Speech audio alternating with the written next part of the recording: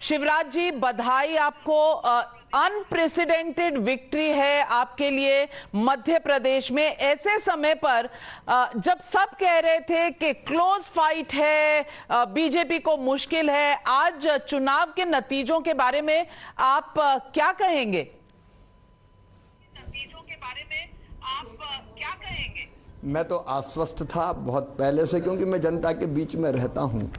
एक परसेप्शन सा खड़ा किया था कांग्रेस ने कि बीजेपी हारेगी, एंटी इनकम्बेंसी है। एंटी इनकम्बेंसी नहीं, प्रो इनकम्बेंसी थी।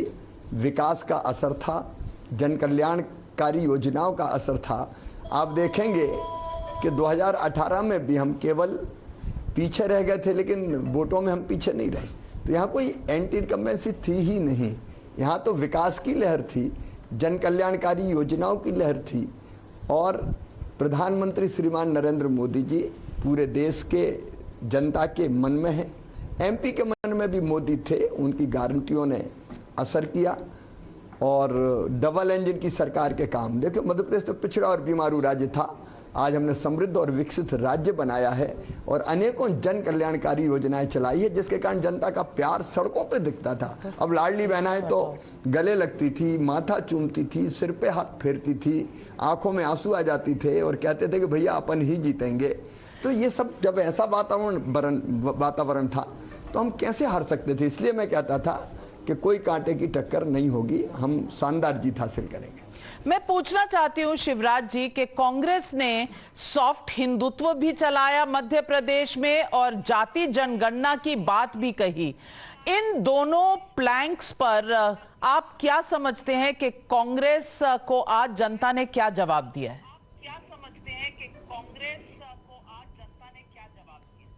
मध्य प्रदेश में और देश में भी मैं मानता हूं, विशेषकर मैं मध्य प्रदेश की बात करूंगा, जनता काम देखती है।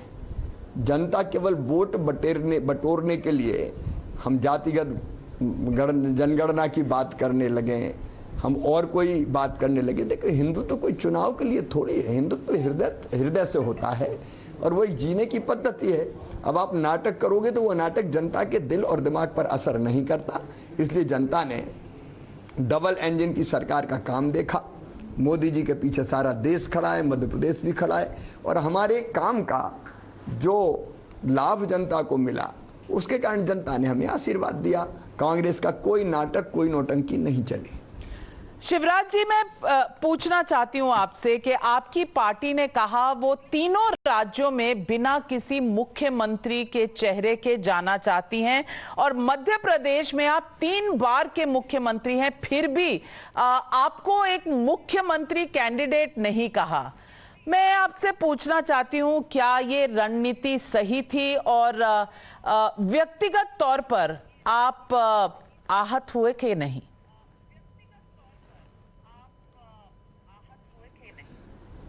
अगर कोई आहत हो जाए तो वो कार्यकर्ता कैसा, वो तो निपट स्वार्थी और निकृष्ट स्तर का व्यक्ति है अगर जो ऐसा सोचता है। हम भारतीय जनता पार्टी के माध्यम से हम देश की समृद्धि, विकास के लिए और जनता के कल्याण के लिए काम करते हैं। इससे भी बड़ा उद्देश्य है हमारे आइडियोलॉजिकल परिवार का, भौतिकता की अग्नि में दग्ध विश्व मानवता को शाश्वत शांति के पथ का दिग्दर्शन कराना, ये भारत का लक्ष्य है। तो एक वैभवशाली, गौरवशाली भारत का निर्माण मोदी जी के नेतृत्व में हो रहा है। तो हम एक मिशन के लिए काम करते हैं। हम इतने घटिया लोग थोड़ी हैं कि मैं कहाँ हूँ। अगर मैं कहाँ हूँ तो देश और समाज के लिए कौन सोचेगा।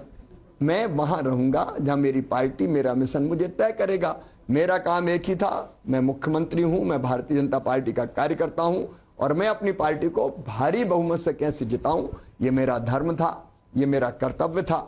और इसलिए सबने देखा, आपने भी देखा होगा, मैंने दिन और रात काम अपनी पार्टी के लिए किया। बिल्कुल, आपने दिन रात काम किया और आप उन सारे केंद्रीय मंत्रियों के खेमों में भी गए जहां कोई आप पर उंगली ना उठा सके कि अरे भाई इतने बड़े नेता दिल्ली से आ गए हैं तो शिवराज जी नाराज हैं, नहीं गए। आप खास करके भागते दौड़ते दिन रात सब जगह रैलीज पर जाते हुए नजर आए। आपका भी कोई मैसेज था कार्यकर्ताओं को और आला कमान को?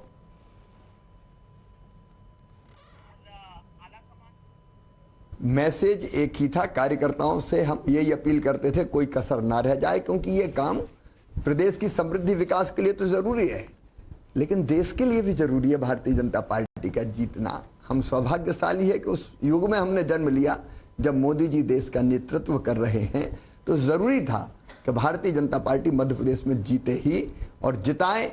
यही संदेश हमारा कार्यकर्ताओं को था और आला कमान से तो हमने यही कहा कि हम बहुत अच्छे से जीतेंगे।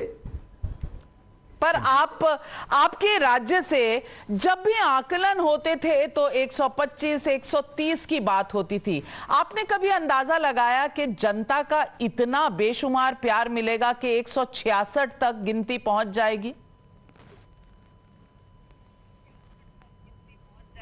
वो तो मैडम मैंने कहा कि जनता का प्यार सड़कों पे था। आप भी अगर वीडियो क्लिपिंग्स अलग अलग रैलियों की देखेंगे, सभाओं के देखेंगे, आप रोड सोच के देखेंगे तो दिखाई देता था सड़कों पे। इसके बाद भी अगर कोई आंख का अंधा हो जाए तो मैं क्या कर सकता था। मैंने तो ये कहा कि कोई कांटे की टक्कर नहीं है, लाडली बहनाओं ने सारे कांटे निकाल दिए। बिल्कुल, लाडली बहना स्कीम के बारे में कहा जाता है कि इस बार के चुनाव में बहुत बड़ा कंट्रीब्यूशन रहा लाडली बहना स्कीम का। आप समझते हैं कि बहनों का आशीर्वाद रहा, मामा जी फिर एक बार रंग दिखा पाए कि कितनी तरह से वो महिला वोटर और महिलाएं मध्य प्रदेश की उनके दिल के करीब हैं?